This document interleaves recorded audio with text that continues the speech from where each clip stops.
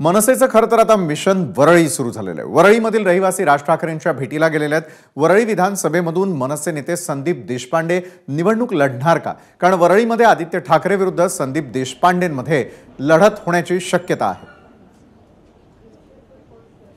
अल्पेश करकरे या संदर्भात आपले प्रतिनिधी अधिक माहिती आपल्यापर्यंत पोहोचवत आहेत।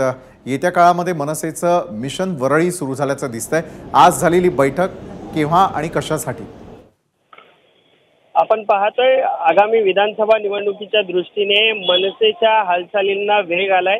यामध्ये मनसे सर्वच जागांची तयारी करत असताना आता वरळी विधानसभेची तयारी देखील सुरू झालेली आहे। वरळी विधानसभेमध्ये सध्या मनसेचे नेते संदीप देशपांडे व संतोष धुरी हे त्या ठिकाणी कामं करत आहेत।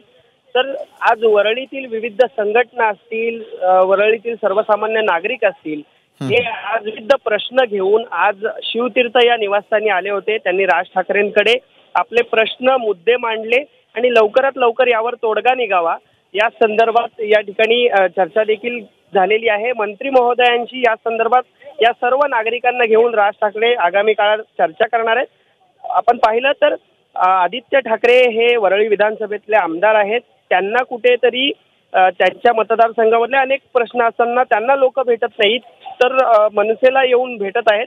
त्यामुळे आता आगामी काळामध्ये मनसे हा वरळी विधानसभेतून संदीप देशपांडे यांच्यासारखा चेहरा उभा करू शकतो। त्यामुळे या ठिकाणी संदीप धन्यवाद अल्पेश, आपण दिलेल्या सविस्तर माहितीसाठी। एबीपी माझा, उघडा डोळे बघा नीट।